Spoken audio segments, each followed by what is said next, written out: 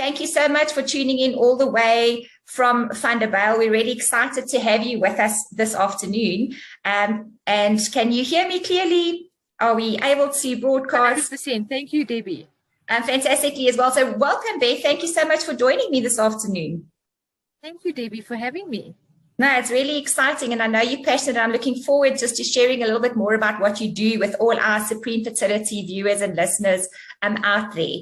So if you don't mind, Beth, just give us a little bit. I'm not sure how many people know about Mjaycado. If you can just give me a little bit of background about Mjaycado, what is it? What do you do, etc. I know a lot of people would keen to know. Not a lot of people know about you. So if you can just share a little bit more about that.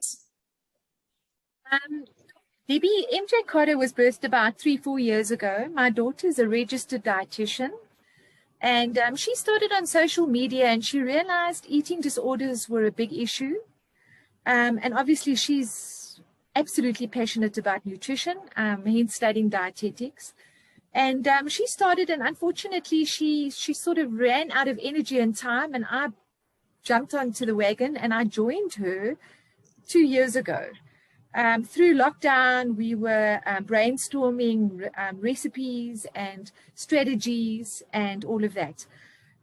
My passion comes in, and the background is that 3-4 years ago, we went through a burnout issue. We had business issues, and I realized that if I was in that situation and I had a little old lady maybe dropping her food at my doorstep and I paid her for it, and it's nutritious and it's wholesome food, I at least could have got the best nutrition at that stage of my life.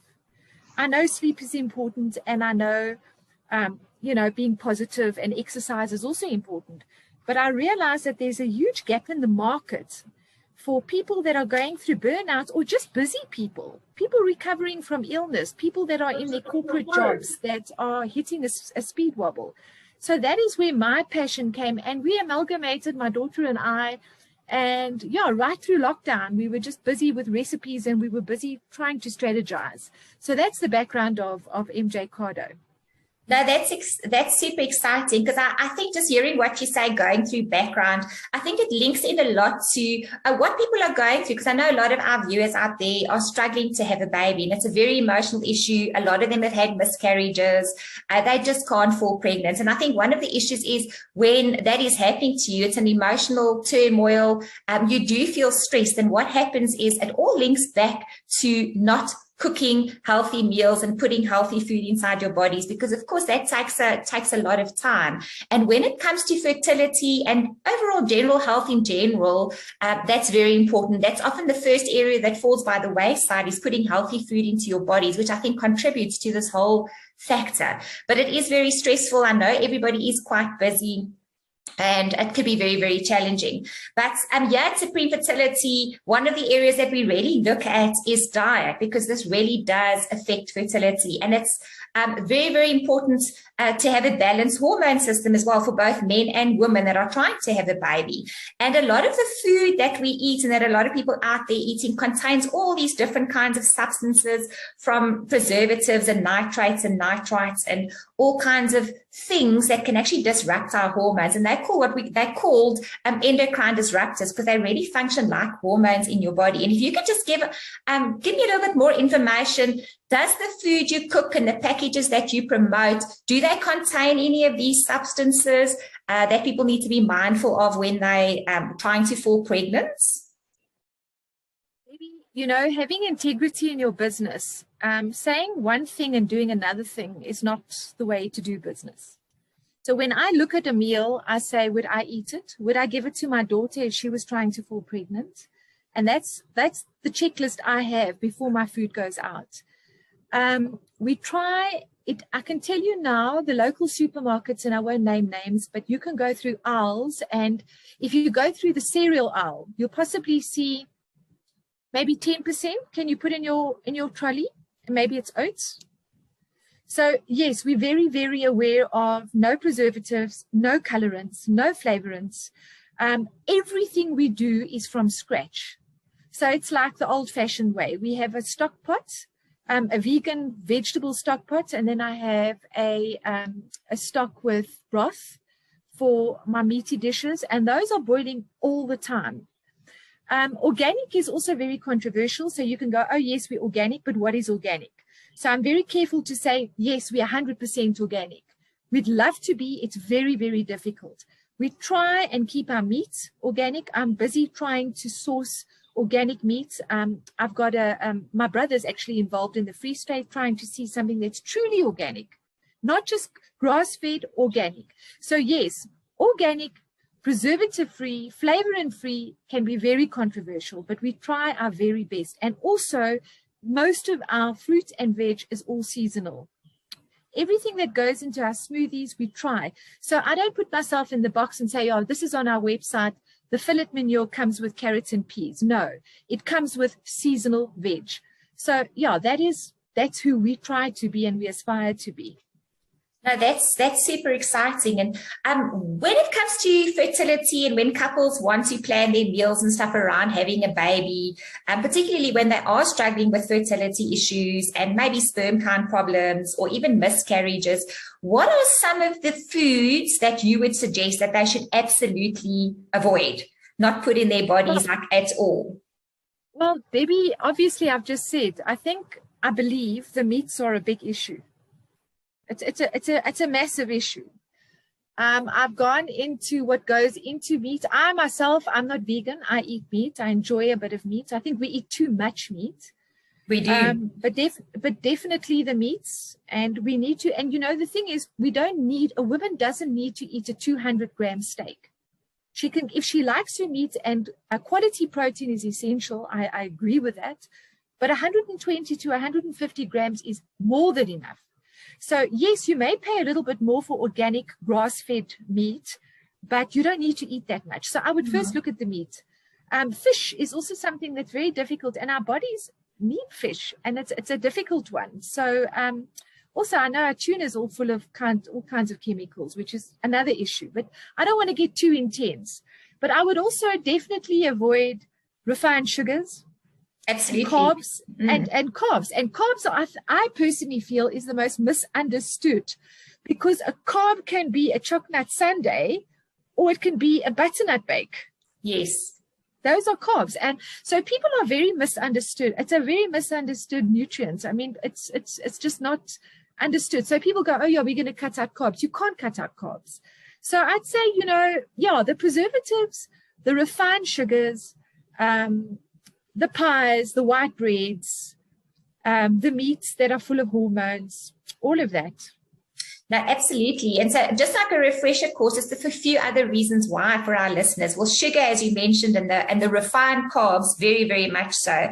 But I always say people should try and eat as fresh as possible. So if they're eating anything out of a box, it's probably got something in it they shouldn't be having. So they need to eat the raw fruits, the vegetables, the nuts, the seeds, the whole grains, primarily in smaller quantities of good quality meats and animal proteins, as you have already mentioned there. And why it is so important, because things like sugar and the refined carbs, etc., besides disrupting hormones in no way, people pick up weight. And we know that weight is one of the biggest areas, which I want to come to in a second, one of the reasons for fertility. But it also increases oxidative stress in people's bodies, and that can directly damage the DNA of the egg and the sperm. So it's very important that people understand that and know about that when they're trying to have a baby. So I did mention about the obesity. Now, a lot of the research and stuff, we do try and stay up to date on all the latest research. And the research shows that men and women that are overweight and obese are more prone to infertility issues and having hormonal balance issues as well. And besides the overweight and the obesity, what it also does is it's a contributing factor towards PCOS, which is polycystic ovarian syndrome. And that is another one of the primary causes of infertility that we are seeing in women. And I know that you at Mjaycado have recently launched a weight loss program. Can you tell us a little bit more about this? Because I'm sure it might benefit some of our viewers that can categorize themselves as carrying too much weight or being a little bit obese, etc. Okay, what we've tried to do is it's a lifestyle change, and we're very careful of diet. And the moment somebody speaks diet, then people are thinking, I'm going to be deprived, and we don't. So mindset is obvious. So we're very careful how we name and we have people not only that are wanting to lose weight. I've currently got clients that are recovering from COVID, that have gone through chemotherapy. I've got a client that's just had a baby. She's actually a doctor and she's lactating, and she just wanted to nourish her body. She's lost weight and her husband's on the diet too. Well, the lifestyle plan. So yes, it's not a weight loss, but you will see that it's a very balanced diet. Yes, I do have carbs. I have a lasagna, but I have a lean lasagna, and my meat is maybe 30% of the lasagna. The rest is, filled with carrots and celery and baby marrows and spinach and that kind of thing. So you can eat a lasagna without even having a side dish. So yes, we focus on nutrient dense meals. We don't focus on calorie deficient meals. We are looking at nutrient dense. For ladies, we're looking at about 1.2 to 1.4, possibly on the 1,400 calories. We don't like speaking calories, but to be honest, that's what we look at. And also what's very different to most other programs is that our men's portions are bigger than our ladies. And a man eats more than a lady. So obviously the men would have a fillet of maybe 40 grams more. The lasagna would be more. So yeah, it's a 21-day plan. We have 36 meals and we have 18 smoothies. So you have your smoothie in the morning and you have your meal at maybe 11, 12. We try and say to our customers or our clients, don't eat after 6. It's just not the way we advise.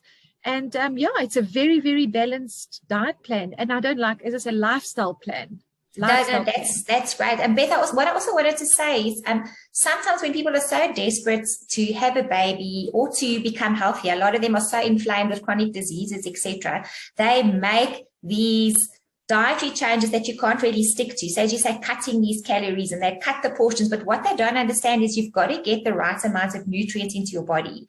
So you can still become nutritionally deficient on a calorie controlled diet that is devoid of all the essential vitamins, minerals, phytonutrients that we need for a healthy reproductive system as well. And that's what a lot of people don't understand. So starving yourself or going on these crash diets, it's not going to benefit your overall health in the long run as well. So on the point of, I know you actually prepare and plan everything for everybody, but do you see planning and food preparation as an important part of a healthy lifestyle or a weight loss program for that matter?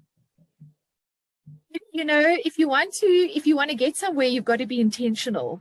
The sadness is, and as I said when we started, is when a lot of our clients are women possibly that are in high-powered positions. They high up there on the corporate ladder, and they're working maybe 16 hours a day. So food prep really, and to spend a Sunday doing food prep is difficult. But yes, it's not just about food. It's about exercise. It's about getting your head right. It's about sleeping properly. And these things all work together. So definitely food prep is the way to go. And if you want to have a baby and you want to be intentional, that's why I just find that the Supreme Fertility is also so great, because everything's already there. People don't go out intentionally and eat a pie. Yes. Or have 3 glasses of wine when they shouldn't be, and they're trying to fall pregnant. They're doing it out of desperation and convenience. When people are at work, where do you go for a nutritious meal? It is very difficult. That's why planning is important. But as I said, timing is always a factor. And just having somebody to partner with, like Supreme Fertility or Mjaycado or a friend, just helps so much. It's just somebody to be accountable to, or have your mom maybe do your food prep for you. Make an appointment with a gym buddy to say, I'm going to walk, or I'm just going to gym. I'm going to be accountable, or somebody to even just be accountable for your stress. Yeah, and I think what you're saying is also that people, they don't know any better. So it's really nice, somebody that has a bit more knowledge than you to teach you and to guide you in the right direction. That's also why we've got so many dietitians on board our program as well, because it's like such an important like such an important part of the whole fertility program and the whole holistic approach as well. And I always like to say, Beth, there's that old thing that says if you fail to plan, you plan to fail. It's pretty much when you're trying to make healthier habits and eat healthier, we resort back to our habits, and habits never change. So people have these bad habits instilled in them, and they always think that they'll go away. But what they don't realize is bad habits never disappear. They'll always be there. So you have to replace them with new kinds of habits. So you have to actually plan your own meals for the week, bulk prep certain meals, freeze meals, or use a program like you have to get your meals and stuff delivered. For instance, things like that, because unless you're instilling new habits, as soon as you get a little bit of stress or anxiety or have a bad day at work, you're going to automatically resort back to those bad habits because it's what you know and what you've done for your whole life. And I'm talking about genes, we test patient genes and stuff as well, but I always like to remind people, they always use the excuse, I'm overweight, I've got high cholesterol, I've got high blood sugar, etc., because it's in my genes. But what they don't understand, what's not necessarily your genes have to be activated or switched on or off, as we like talking about. But what people don't know is what is in your genes or has come through your genes in your family upbringing is how you eat, because people eat how your mother ate, how your father ate, and that might not necessarily be the healthiest meals. And that's what you've grown up accustomed to and the foods you enjoy and those kind of things as well. So what I just wanted to ask you is, can you maybe just share some of the meals that if people would be interested in maybe trying your healthy lifestyle program, what kind of meals do you have in the program? What kind of things have you put together for them to eat? Can you just share some of the meals that you have prepared for the people? I always say you eat with your eyes, and I love beautiful things. I've got a son-in-law that's helped me a lot, and I'm always looking through recipes. So I really like having something beautiful, tasty, but also nourish. It's not something that you open up and you say, oh, this looks like plastic. So we're trying to make food look really great. And I hope that if somebody has my lunch, they're looking forward to supper. And that's always my priority for us. So yes, nutrition is vital. Calories are vital. All of that is vital, but I also try and make the food look absolutely beautiful. Fish was a real challenge. I've got 2 amazing fish dishes. I've got a smoked salmon with 4 bean salad, which is special, and we just don't get our omegas in. We don't get our fish in. I've got another dish that's a hake dish that's just taken off. And that was a special request from my clients because they said, I don't eat enough fish and I couldn't be bothered to find fish. And when I find a box of fish, I know it's boxed, it's not fresh. And how do I cook it? So our 2 fish dishes are very popular. I've got a fillet. The vegans out there, they're going to cringe, but I do have a fillet, and my customers just absolutely love the fillet mignon. It's a mushroom sauce and seasonal veg. So it's a small fillet with beautiful sauce and seasonal veg. We also try and look at recipes that are up and coming, that the kind of recipes you find in restaurants, not the boring stuff. We have the mundane, normal stuff, but we try and add a little bit of variety and, a little bit of pizzazz in. So we're always looking at new recipes. Every month I will change something, maybe once or twice. I will bring a new recipe in and change the menu just to make it exciting. I mean, we've got clients that have been buying from us for 3-4 months now. So, on the 4th month, I need to keep them, interested in the meal. So we're always changing. We're always trying something new. And we're always asking our clients for feedback. And we take their opinion very seriously because that for me is very important. No, well, ultimately it is. It's the clients that have to enjoy the food. Otherwise, they are not going to reach their goals and their targets. And I think you mentioned having the food visually appealing. And for me, that's a big thing as well. I know I have tried a lot of ready-made meals from the supermarkets, but also from some of these healthier meal brands. But the portions are so small and they're really not appetizing and they're really not tasty at all. And that's I didn't enjoy using them, so I don't even buy them anymore. But you did mention some of your customers that give you feedback, Beth. Do you have one or two particular customers that you can think of offhand that came to you with health issues that have used and benefited I'm from obviously your not program? going to mention their names because of privacy, but I've got a lady who lost her husband to COVID about 6 months ago. I'm sorry to hear that. And yeah,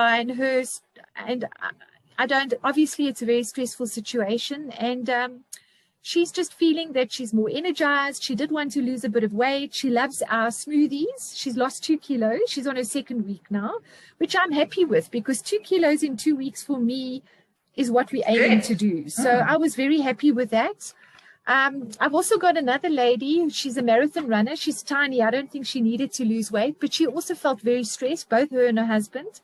Very high-powered positions. They've each lost about 2.5 each.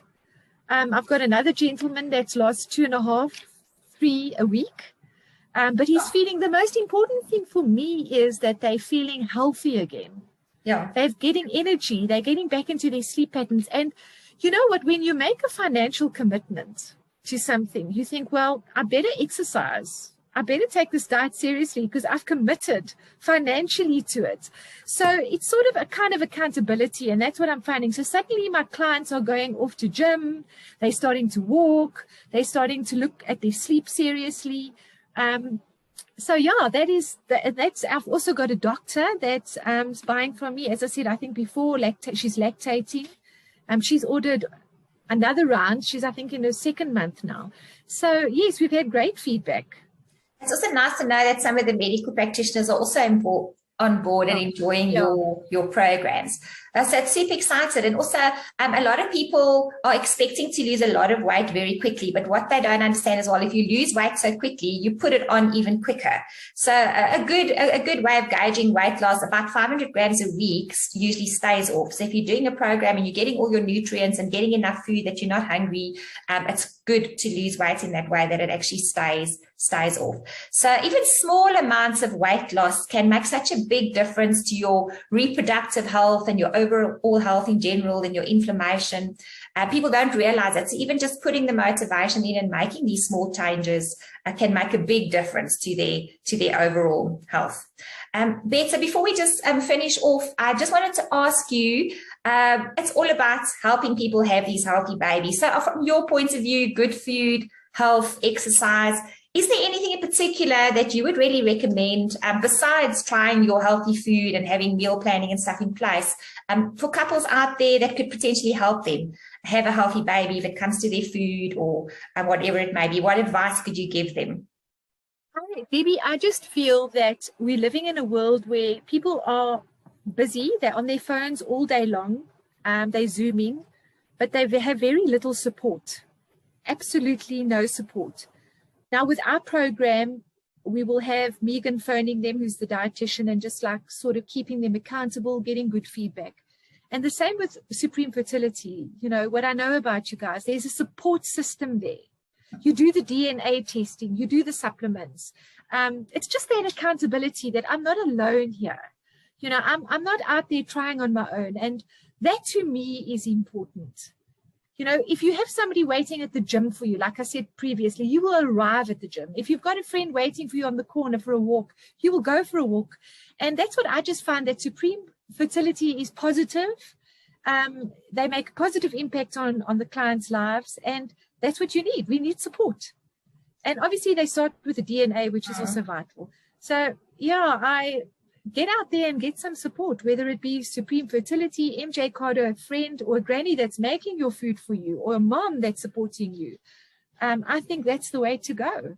No, absolutely. I agree with you 100%. And even more important is that people start learning about all these different factors that can affect their overall health and well-being and fertility in general, because there's so much that people can do and can take control of their own health and really, really make a difference. So I know you're very busy and you've got lots of food to go and cook and deliveries to make, so I don't want to keep you all day. So I just wanted to say thank you very much for taking time out of your schedule to join Supreme Fertility this afternoon and just share a little bit about what you do and your wisdom with all our listeners and our Supreme Fertility patients out there. So thank you, Beth, for joining us.